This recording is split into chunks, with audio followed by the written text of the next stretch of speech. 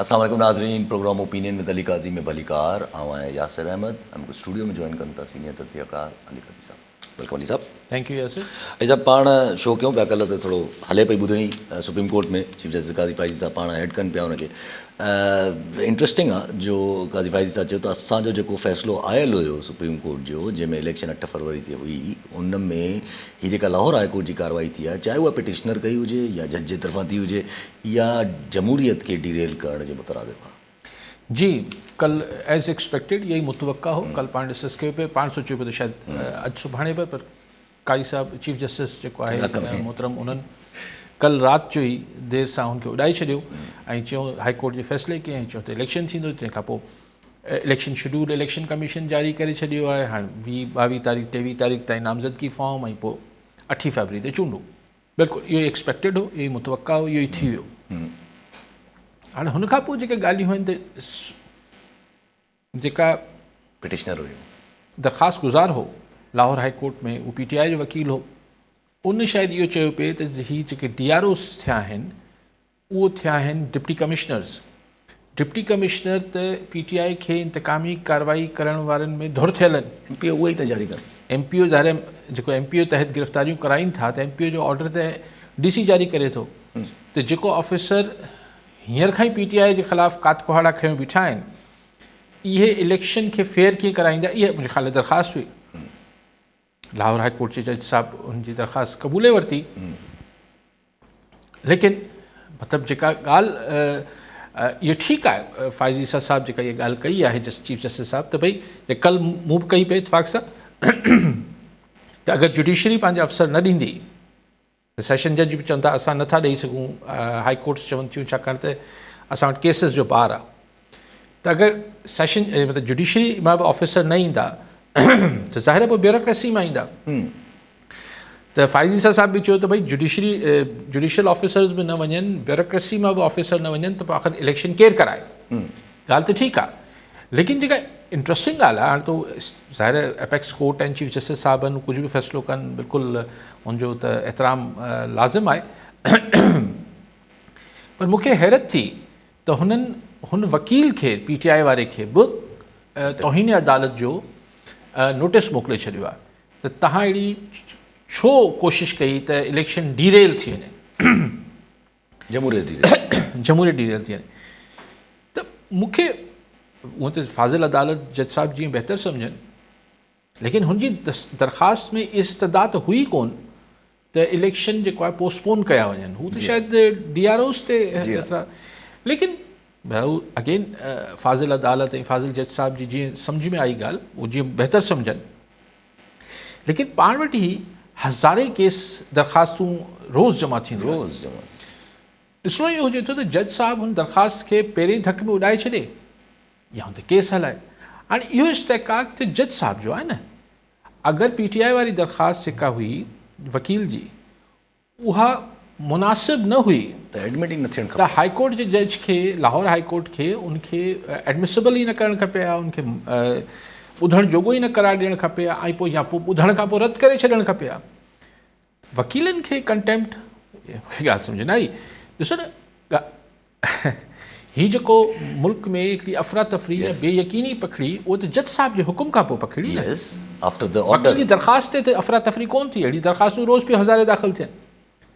सो chief justice साहब काज़ी फ़ाइज़ी साहब जेको आहे उहो वकील खे बि कंटेम्प्ट जो नोटिस मोकिले छॾियो आहे.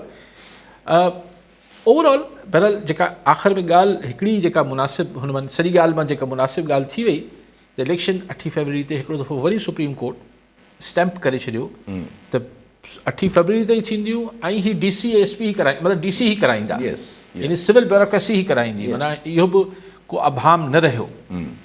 लेकिन वकील मुड़नि कोन था. वकील साहिबान बि वकील साहिबान आहिनि. पेशावर हाई कोर्ट में दरख़्वास्त दाख़िल करे छॾी आहे त भई तव्हां जुडिशरी जे ऑफिसरनि खां इलेक्शन कराई वञे. वरी पेशावर हाई कोर्ट ॿुधण जोॻो करार ॾेई छॾियो आहे. 8 तारीख़ ते ॿुधणी आहे. हाणे हीअ त वरी वकील साहिबान में मुड़नि कोन था. ॿियो कॉलर गुलाम हुसैन मला बदीन मां. जी मला साहब छा चवणु चाहींदा? अस्सलाम वालेकुम. वालेकुम सलाम. हाँ सर काजी साहब सां थोरो ॻाल्हि करणी आहे. जी जी ॿुधनि पिया। हेलो जी साईं आवाज़ अचे पियो अव्हां जो। जी जी जी मां चयो काज़ी साहब सां थोरो सियासी मुल्क में बहरान जो हले थोरो पुछिणो आहे। जी जी तव्हां पुछी वठो जी साईं। साईं टीवी ॾिसनि पिया शायदि। ॿियो कॉल डॉक्टर नज़ीर खोखर राणीपुर मां। जी डॉक्टर साहब छा चवणु चाहींदा? हा साईं महिरबानी साईं तव्हांजी ऐं साईं काज़ी साहब तव्हांजी ऐं पहिरियां त टाइम न्यूज़ जेको आहे न तमामु बहितरीनु ट्रेंड आहे ऐं सुठी कवरेज ओवरऑल सिंध में मिले थी। जी साईं। पर उन सिलसिले में हिंगोर जामे में जेका असां जदोजहद कईसीं जाफ़र भुट्टो वारी ऐं प्रिया कुमारी जी जेका असां 6 सितंबर खां राणीपुर खां जदोजहद छॾी उते बि असांखे कवरेज मिली। सखर में बि असांजी कैंप आहे क़ाइमु। 4थो महीनो पियो थो हले जेका प्रिया कुमारी अली असकर मंगलियो जी भाॼाई जे लाइ। जी ऐं त इन हवाले सां जेके सखर जी इंतिज़ामिया कंहिं बि अॼु ताईं असां सां राब्तो न कयो आहे। इवन SSP साहब प्रेस क्लब आयो 15 मिंट गेट ते बीठो रहियो, कैंप ते न आयो। DIG साहब ॾे असां प्यादल मार्च इस्लामदीन सुबरो जी फैमिली आई असां प्यादल मार्च करे वियासीं माए मर्दे। DIG साहब सां न मिलियो। उतां जी का मैनेजमेंट माना इहे जेके असांजूं नियाणियूं असांजा नौजवान अगवा थियल आहिनि त उन्हनि जे लाइ रियासत बिल्कुलु कन लाटार कयूं वेठी आहे। जी ऐं ॿियो जेसि ताईं त मां चयो त टाइम न्यूज़ जो कमाल। पर असांजी इन प्रिया कुमारी रिहाई कमेटी तरफ़ां असां हैदराबाद प्रेस क्लब जे साम्हूं बि 24 कलाकनि जी कैंप क़ाइमु कईसीं। कराची जे साम्हूं प्रेस क्लब जे जी उते कराची ऐं सखर में असांखे सिंधी चैनलनि कवरेज न ॾिनी। ॿी शिकायत आई। पहिरियों सुवाल ॿी शिकायत। महिरबानी साईं। ठीकु आहे साईं। ॿियो बि कॉलर मोहम्मद अनवर चांग सागर मां। जी चांग साहब छा चवणु चाहींदा? सर अस्सलाम वालेकुम यासिर भाउ ख़ुशि रहो सभु तयारु आहियो ऐं काज़ी साहब खे सलाम।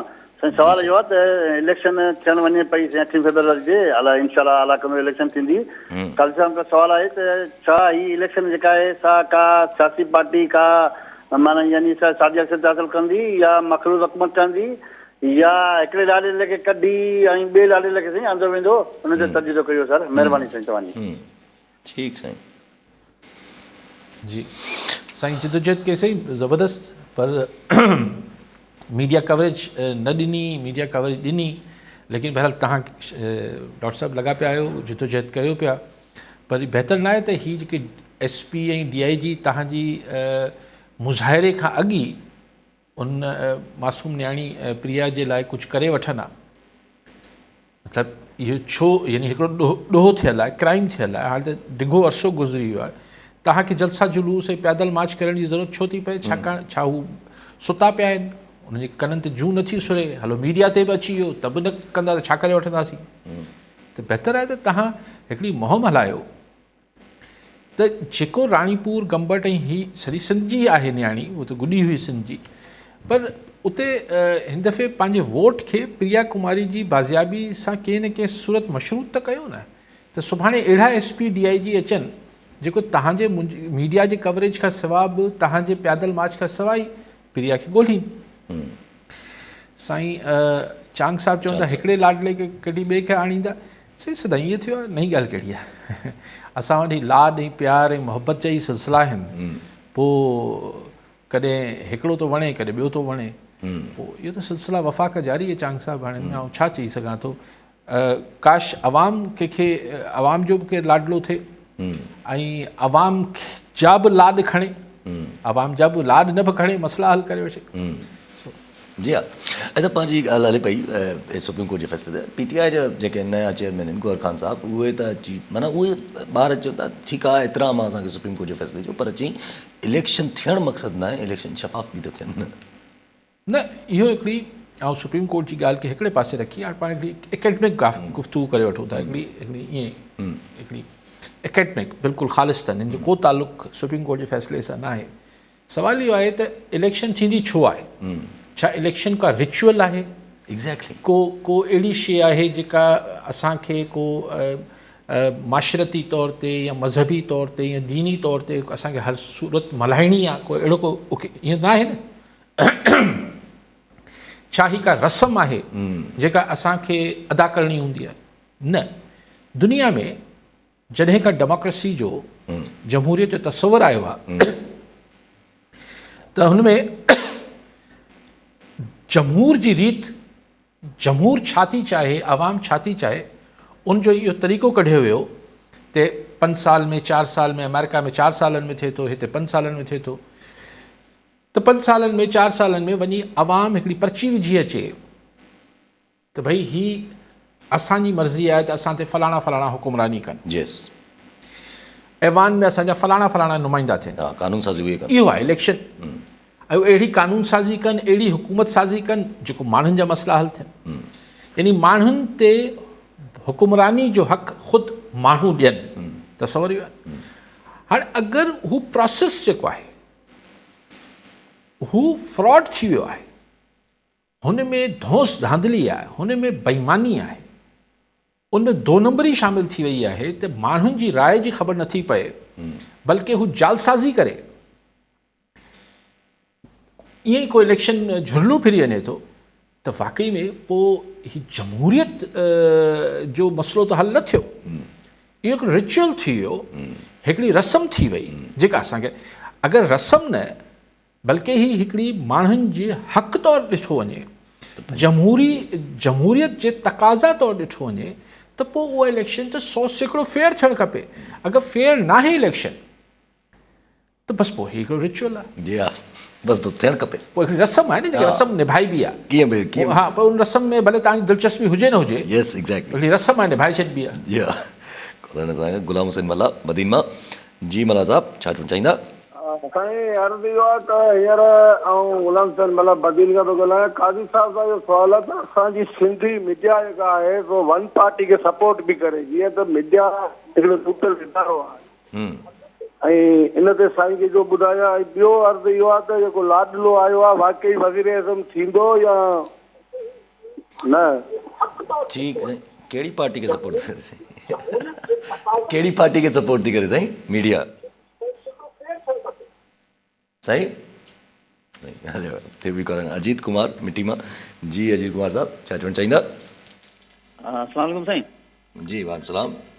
इहो काज़ी साहब खां सवाल जी हो त मूं पंहिंजी अख़बार में न्यूज़ पढ़ी हुई त सिंध असेंबली जेका आहे इहा त नॉन फंक्शन लॻी पई आहे अगस्त खां। उनजे बावजूद बि जेको सो ख़र्चा जारी आहिनि, लाखनि जी करोड़नि जी बजट जेका जारी थिए पई, ख़र्च थिए पई, त इन जो को मॉनिटरिंग करण वारो को मथे को आहे को कोन्हे? माना ईअं किसो हले पियो, माना असेंबली बंदि लॻी, उनजे बावजूद बि ख़र्चा जेको दाड़ दाड़ थियनि पिया। इहो त आवाम जो पैसो आहे न, पोइ आवाम मां कॾहिं जो को आहे को पुछण वारो को ॿियो न? इहो साईं खां सवाल आहिनि त तर्जीह कंदा। ठीकु आहे साईं। मल्ला साहब, तव्हां ॿुधायो कोन सिंधी मीडिया कहिड़ी पार्टी खे सपोर्ट पई करे, लेकिन सिंधी मीडिया त का शइ न आहे न साईं। यस, सिंधी मीडिया में तव्हां मुख़्तलिफ़ चैनल आहिनि हाणे त। जी हा, 7-8 चैनल आहिनि, 8-10 अख़बारूं आहिनि। त हाणे कंहिंजे लाइ चओ पिया त सिंधी मीडिया में मिसाल आउं उर्दू मीडिया चई करे सभिनी खे शीं बकरी खे गॾु कीअं बीहारे छॾिया? ज़ाहिर आहे। त ईअं ई तव्हां सिंधी मीडिया खे हिकु महमूद अयाज़ वारो हिते शेर फिट नथो अचे, हिते तव्हांखे स्पेसिफिक थियणु खपे। अगरि तव्हांखे टाइम न्यूज़ ते नाराज़गी आहे त टाइम न्यूज़ जो नालो खणो, कंहिं ॿिए ते नाराज़गी आहे त उन ते खणो। नाराज़गी सां मुराद तहफ़ुज़ात आहिनि त। लेकिन साईं, माण्हू जेको चाहिनि था उनजो मीडिया कुझु नथी बिगाड़े सघे। इहो मीडिया वारनि खे बि हरू भरू ख़ुशफ़हमी आहे। हिते मुंहिंजो त सब्जेक्ट आहे, मां ज़िंदगी हिन धंधे में गुज़ारी आहे। सो बहरहाल, लेकिन अगरि इहे तव्हांखे तहफ़ुज़ात आहिनि त जनरलाइज़ तहफ़ुज़ात ते आउं कमेंट नथो करे सघां। तव्हां कोई स्पेसिफिक ॻाल्हि कंदो त पोइ त ॻाल्हाए वठंदासीं त कहिड़ो सिंधी कहिड़ो ग्रुप करे पियो ऐं कहिड़ी पार्टी लाइ करे पियो, इहो थोरो ॿुधाइजो नेक्स्ट टाइम। अच्छा, अजीत कुमार साहब चवंदो। अजीत कुमार साहब, असां वटि तव्हां सिंध असेंबली चओ था, भला ॿियनि सभिनी जॻहियुनि ते पुछाणो थी वियो आहे। सरकार जो आवाम जो पैसो आहे, सरकार जो किथां पैसो आयो? सरकार को घरां खणी त कोन थी अचे। असां तव्हांजे टैक्सनि मां पैसो अचे थो। इवन हू तव्हां साबुण जी टिकी वठो था, उन ते बि टैक्स ॾियो था।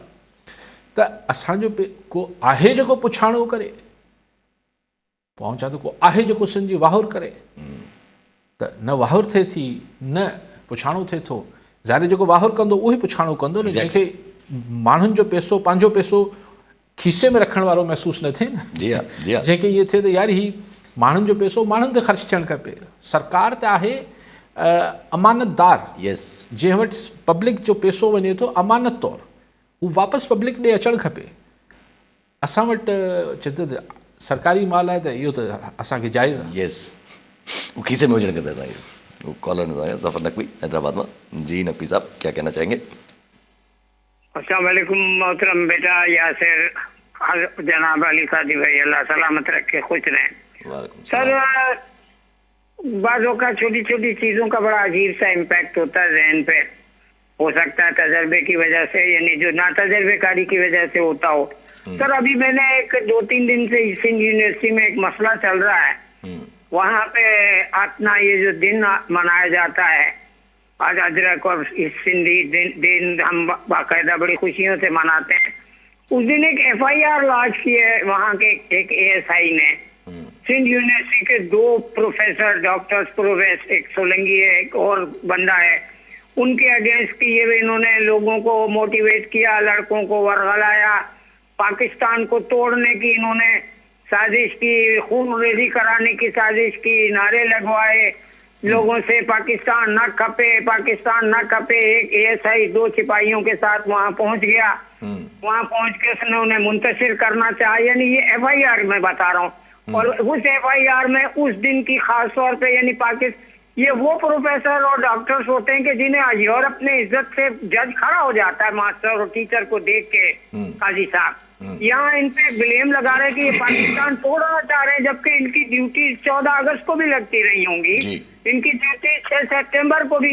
ये पिछले 4 दिन से सिंध यूनिवर्सिटी इस क्राइसिस का शिकार है। सिंध यूनिवर्सिटी में मेरी बेटी भी माशाल्लाह असिस्टेंट प्रोफेसर है, डॉक्टर है, PhD है।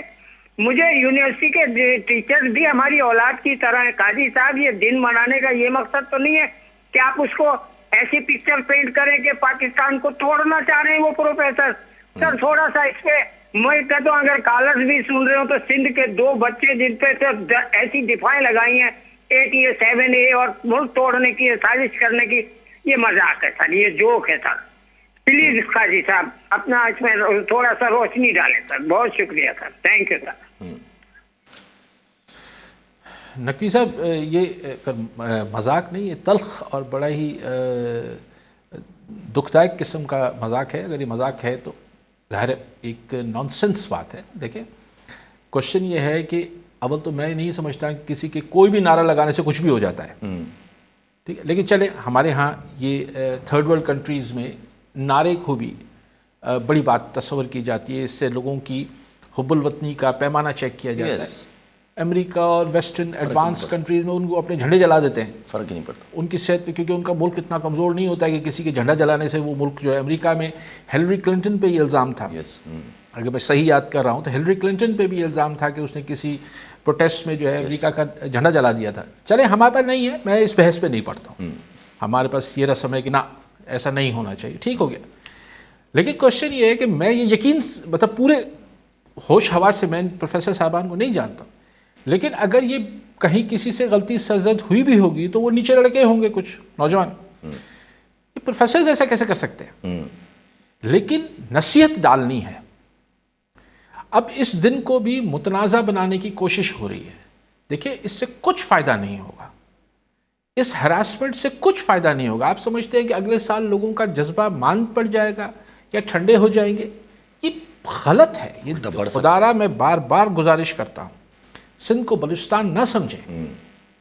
ये एक डिफरेंट सूबा है, इसमें लोग नहीं हैं वो जो आप उनको बनाने, मतलब ऐसी हरकतें करके उनको जो है जिस तरफ धकेलते हैं, ये गलत है। हाँ, अगर कोई किसी एक्टिविटी में इन्वॉल्व है, आपको पहले से कोई मतलूब है और वो इसके अंदर इस गाप में इस में मिलजुल के कोई अपनी कार्रवाई कर रहा, तो आप उस पर मैं नहीं उसको डिफेंड करता हूँ। लेकिन ये क्या तरीका है कि आप ब्लाइंड एफआईआर्स करते हैं, फिर जो आपको पुलिस वालों को फ्री फॉर ऑल है, जिसको मर्जी उठा कर ले जाओ, प्रोफेसर्स पे अगर टेररिज्म और एंटी स्टेट के आप जो है वो केसेस दाखिल कर रहे हैं, बहुत ज़्यादती है। मैं नकवी जी मुझे पर्सनल बस हिकिड़े क़िस्म जे ॾियणु, माना कुझु हूंदो आहे न, कुझु पुलिस वारनि जो पर्सनल बि कंहिंसां मसला हूंदा आहिनि। तो सम्झा दे ASI जो को हाणे पर्सनल हूंदो, ये तो इंस्ट्रक्शन ते थियो हूंदो, सो ग़लति आहे, ग़लति आहे। ज़ाहिर आहे हाणे इहे त ॻाल्हियूं अहिड़ियूं आहिनि जेके डेफिनेटली ग़लति आहिनि। अच्छा, हिकिड़ो तासुर अॼु खां, माना इहो अॼु खां हिकिड़ो तासुर त हले थो पियो त माना ॼण सुप्रीम कोर्ट जे फ़ैसिले अचण खां पोइ पंहिंजो जेके PTI आहे उहा नाख़ुशि आहे। बक़ाया त चवनि था त वेरी गुड ॾाढो ज़बरदस्त फ़ैसिलो जमहूरियत खे। ॾिसो, हुनजी नाख़ुशि थियण जा ॿ सबब आहिनि PTI। हिकिड़ो त हुनजे हिकिड़े वकील खे कंटेम्प्ट जो नोटिस मोकिलियो अथनि, ॿी वकील कल्ह थोरी कोर्ट जे अंदरि बि थोरी दड़का बि पिया आहिनि, जेका ख़ातून वकील हुई Yes. चीफ जस्टिस साहब। सो ऐं हुननि जो मसइलो हल नथो थिए। हू चवनि था त असांखे बि जुडिशरी को लेवल प्लेइंग त करे ॾिए न।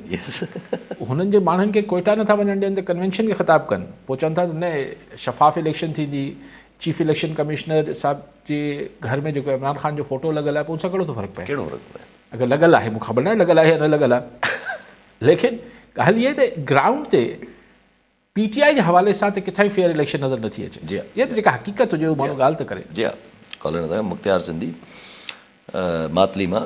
जी मुख़्तियार साहब, छा चवणु चाहींदा? अस्सलाम वालेकुम सर। वालेकुम सलाम। सर मुख़्तियार चांग मातली खां पियो ॻाल्हायां। मुंहिंजो इहो सुवालु आहे त अॼोके ॾींहं ते पिशावर में दहशतगर्दनि स्कूली शागिर्दनि ते बम वसाया, जंहिंमें 132 शागिर्द शहीद थी विया। असांजे शागिर्दनि ते MD कैट जे बोगस रिज़ल्टनि ज़रिए हर साल क़त्ले आम करे रही आहे मेडिकेट, ऐं असांजा शागिर्द ख़ुदकुशियूं करे रहिया आहिनि, लेकिन इंसाफ़ जी का बि उमेद कोन्हे। वॾेरा किथे आहिनि सर? कहिड़ी टेस्ट जी ॻाल्हि था कयो साईं? जी सर। तव्हां MD कैट जी ॻाल्हि था कयो? जी जी जी। अच्छा, पोइ उन कनेक्शन कीअं? चलो हलो जी जी ठीकु आहे साईं। साईं चांग साहब, ॿिन्ही शयुनि में वॾो फ़र्क़ु आहे। हू हिकिड़ो तमामु वॾो सान्हो थियो जेके आर्मी पब्लिक स्कूल में ॿारनि खे शहीद कयो वियो, दहशतगर्द हुआ, ऐं हू दहशतगर्द हिकिड़ा मुस्तक़िल अज़ाब आहिनि। हिन महिल बि ज़ाहिर हू त मासूम पितकड़ा ॿार हुआ जिन्हनि खे शहीद कयो वियो, पर अॼु बि कॾहिं ज़ाहिर फ़ौजी जवाननि खे अगरि शहीद कनि था, हू बि कंहिंजा बच्चा आहिनि। ठीकु आहे, जवान आहिनि पर आहिनि त बच्चा आहिनि, पंहिंजे माउ पीउ जा बच्चा हूंदा। ॿिया पुलिस जेके बि माण्हू शहरी शहीद थियनि था, त हू त हिकिड़ा राकास आहिनि, हिकिड़ा खूनख्वार हिकिड़ा माण्हू आहिनि जेके मतिलबु हू मुस्तक़िल पाकिस्तान खे हींअर बि रिसेंटली बि अटैक कयूं, जेको आर्मी 23 ॼणा शहीद थिया जवान अमलदार। त उनखां पोइ अॻवान हुकूमत जेको आहे उहो चए थी त न असीं त चेक कयूं था, तव्हां पंहिंजी सिक्योरिटी ठीकु कयो। उहो त ठीकु आहे भाई, असां पंहिंजी सिक्योरिटी ठीकु करे वठंदासीं, पर ॻाल्हि इहा आहे त तव्हां वटि ही सेफ हेवन्स जेके आहिनि, महफ़ूज़ पनाहगाहूं जेके आहिनि, पाकिस्तान वटि मूंखे सम्झ नथो अचे त पाकिस्तान वटि आख़िर में चॉइस छा बचंदी? पाकिस्तान आख़िर में रद्दमल में आख़िर छा कंदो? आख़िर ज़ाहिर आहे माण्हू ॾिसो न, माण्हू जेके बि लॉ एनफोर्सिंग एजेंसी हुजे, हू मिलिट्री हुजे, हू रेंजर्स हुजे, हू पुलिस हुजे, आख़िर में त जिथां सोर्स आहे हू चाहींदी आहे त उन सोर्स खे ख़तमु करे। इन ई सोर्स जे बहाने में अमेरिका बि अफ़गानिस्तान में दाख़िल थियो हो, इराक़ में दाख़िल थियो। त अगरि पाकिस्तान जा बि जेके ई दहशतगर्द जेके जिन्हनि हिते एॾो सान्हा कया आहिनि, जीअं आर्मी पब्लिक स्कूल वारा हुजनि, ॿिया हुजनि, हिन जा पेरा खणिबा सभिनी अफ़गानिस्तान में पवनि था। त आख़िर में पाकिस्तान वटि छा हुनजो रहिजी ईंदो? ऐं असांखे वाक़ई में पंहिंजा मामलात त ठीकु करणु खपनि। हाणे हू जेको सान्हो थियो हो ॿारनि जे बचनि खे शहीद करण वारो आर्मी पब्लिक स्कूल वारो, उन में जेको जे तर्जुमान हुन ॾोह जी, हुन भयानक ॾोह जी क़बूलियत कई हुई, वो एहसान अलाए छा हो, उहो वरी बाद में ॿुधो जलिजी पियो, वरी बाद में ॿुधोसीं फरार थी वियो, बन्नू जेल में भॼी वियो, अलाए कीअं भॼी वियो, फैमिली सूधो भॼी वियो, अलाए छा थियो, उहो कॾहिं कोई नथो ॿुधाए त हू कीअं भॼी वियो। ऐं हुन जेके हुनखे केरु ज़िम्मेवार हो हुननि जे भॼण, छाकाणि त हू जेके ॿार आहिनि, उहो किसो त हाणे पुराणो थी वियो, लेकिन उहो तमामु ज़ाहिर आहे की हिकिड़े मुल्क ते जेके ज़ख़्म आहिनि, जेके ज़ख़्म माण्हुनि खां नथा विसरनि, हिन मुल्क जे जेके जिस्म ते ज़ख़्म लॻल आहिनि, हू वॾो हिकिड़ो वॾो ज़ख़्म आहे जेको हू ॿारनि खे शहीद कयो। अच्छा, अगरि इलेक्शन जेके पंहिंजे हाणे ॻाल्हि जेका हले पई, अगरि इलेक्शन थियनि था पिया, अगरि छा इलेक्शन त थियनि था पिया 8 फरवरी ते नंढा, पर एज़ वर PTI जे सां ईअं ई थींदो रहियो जीअं थींदो रहियो, हू त चवनि था असां बाइकआउट न कंदासीं, बैरिस्टर गौहर ख़ान चवनि था, पोइ इवेंचुअली बसि पोइ सेटअप जेको नज़र अचे थो पियो पीपल्स पार्टी सिंध में नून लीग। ॾिसो PTI इलेक्शन जो बाइकआउट न पई चए था त असीं न कंदासीं, ऐं इहो ई मुंहिंजो ख़्यालु आहे त सही फ़ैसिलो आहे, चाहे हिननि खे हिकिड़ी सीट न मिले, पर PTI हिकु पॉलिटिकल डिसीशन न हूंदो बाइकआउट करण जो, छाकाणि त अगरि ग्राउंड ते हूंदा ई कोन त आख़िरी मिनट ते का उमेद बि न रहंदी। सो इहो त बाइकआउट जो ऑप्शन त तमामु ग़लति हुजे हा, ऐं PTI खे सियासी तरह वारो ई नथो खाए। जेके तव्हां ॻाल्हि कयो पिया, ॾिसो ईअं न आहे, बाक़ी मांदा पार्टी जे दरमियान गेम हले पियो न, तव्हां ॾिसो त अॼु हमायूं अख्तर जेको आहे, जेको अख्तर अब्दुल रहमान ज़ियाउलक सां गॾु DG आहे बि हो ऐं सीनियर पोज़ीशन्स ते ख़ामोश मुजाहिद हो ज़ियाउलक जी टीम जो ख़ासि माण्हू हो अख्तर अब्दुल रहमान, जी हा, लेफ्टिनेंट जनरल रिटायर्ड, जी हा, त उबज़िया सां गॾु ई त हुनजो पुटु आहे, हिन जो पंहिंजे तक में ठीकु ठाक कमु थियलु आहे, हीउ ख़र्चु करे थो मतिलबु बाक़ाइदा। त हमायूं अख्तर हू नवाज़ लीग बदिरां IPP में वियो आहे, त IPP खे थोरो सहारो ॾिनो पियो वञे, थोरो बिहारियो पियो वञे पंजाब में। ॻाल्हि उहा ई आहे त नवाज़ लीग खे अगरि प्रीमियरशिप मिलणी बि आहे त बि हू IPP जे बिल्कुलु मतिलबु हिकिड़ी मेजर बैसाखी पंजाब में उन्हनि खे IPP जी हूंदी। हू जेका ॻाल्हि कनि पिया नवाज़ लीग वारा त असीं घणी सीटूं न हिननि खे ॾींदासीं न मौलाना फज़ल रहमान खे ॾींदासीं, जेको चयो वेंदो ओतिरी सीटूं हिननि खे छॾणियूं पवंदियूं सीट एडजस्टमेंट में। हीउ पहिरीं तय थी वेंदो त केतिरी सीटूं पंजाब में कंहिंखे मिलणियूं आहिनि। सिंध में तव्हां पीपल्स पार्टी जी ॻाल्हि कई, यस हिन में अञा तव्हां 15-20 ॾींहं आउं सम्झां थो त हीउ भले नामज़दगी फॉर्म भरिजी वञनि, सिंध जी सिचुएशन हमेशह आख़िरी मिनट ते स्विंग बि थी वेंदी आहे। हिन महिल ताईं पीपल्स पार्टी जे 15 सालनि में, मतिलबु शुरू वारा 5 साल छॾियो, आख़िरी 2 इलेक्शन्स में पीपल्स पार्टी जे हक़ में स्विंग थी ॻाल्हि, लेकिन यू नेवर नो त शयूं किथे केॾी महिल फिरी वञनि थियूं। अच्छा, पर पोइ वाए ठीकु आहे, फिरी त वञनि थियूं, पर पोइ पीपल्स पार्टी त पोइ जेका बची आहे उहा आहे त फ़िलहाल सिंध में ई न, ॿियो किथां त न न ऑफकोर्स सिंध जी ॻाल्हि थिए पई, पीपल्स पार्टी हली वेंदी त पोइ मां चयो अगरि पीपल्स पार्टी उतां बि हली वेंदी सिंध मां त पोइ हिते त पोइ कुझु बि न आहे। न न पाण नथा चई सघूं त हली वेंदी या न हली वेंदी, उहो त हाणे ज़ाहिर आहे, उहो त जेको ॾिसो न फ़ैसिलो मालिक जी ज़ात पंहिंजी जाइ ते, पर अगरि दुनियावी हिसाब सां ॾिसूं त फ़ैसिलो 2 धुरियूं करे सघनि थियूं। हिकिड़ी असांजी सघारी कुवतूं, ॿियो अवाम। हाणे ॾिसणो आहे त केरु फ़ैसिलो, कंहिंखे फ़ैसिले जो हक़ु ॾिनो पियो वञे। त अगरि मिलियो जुलियल कमु थियो त पोइ थी सघे थो को सरप्राइज़ क्रिएट करे, या अगरि सरप्राइज़ न बि क्रिएट थिए त जीअं पंजाब में नवाज़ लीग खे हुकूमत ॾिनी वेंदी, थी सघे थो अगरि पीपल्स पार्टी खे बि सिंध में हुकूमत ॾियणी आहे त अहिड़ी ॾिनी वञे जेका ॿियनि इतिहादी पार्टियुनि जे बैसाखियुनि ते हुजे। जंहिंमां आउं अञा बि सम्झां थो त फॉर्मूलो जेको टेबल ते फाइल, जेका फॉर्मूले जेके फाइलूं आहिनि हुन में A नंबर ते फॉर्मूलो इहो ई हूंदो, मुंहिंजो ख़्यालु आहे, अगरि इलेक्शन त सॼे मुल्क में वफ़ाक़ ऐं सूबनि में क़ौमी हुकूमतूं जुड़नि, माना हर हंधि पोइ नाले मात्र अपोज़िशनूं हुजनि, क़ौमी असेंबली में बि ईअं मखलूक हुजे, पंजाब हुकूमत मखलूक, फ्रेंडली अपोज़िशन्स हुजनि जाते काथे, फ्रेंडली बि न हुजनि न।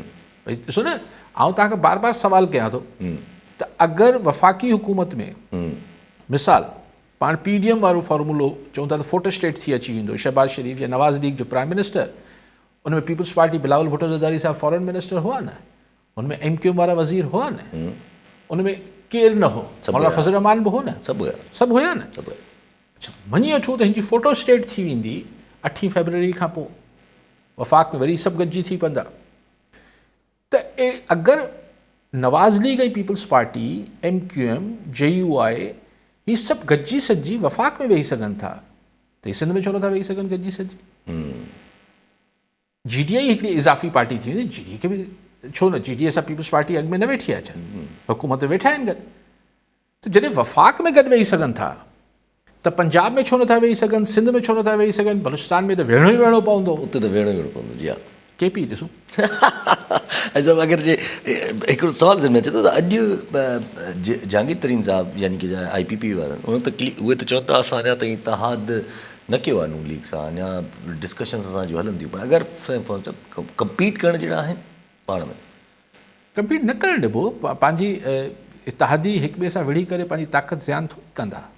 आउं सम्झां थो त हू सीट एडजस्टमेंट थी वेंदी, बड़े थोरी ॻाल्हियूं आहिनि, इन्हनि सां को ख़ासि फ़र्क़ु न पवंदो।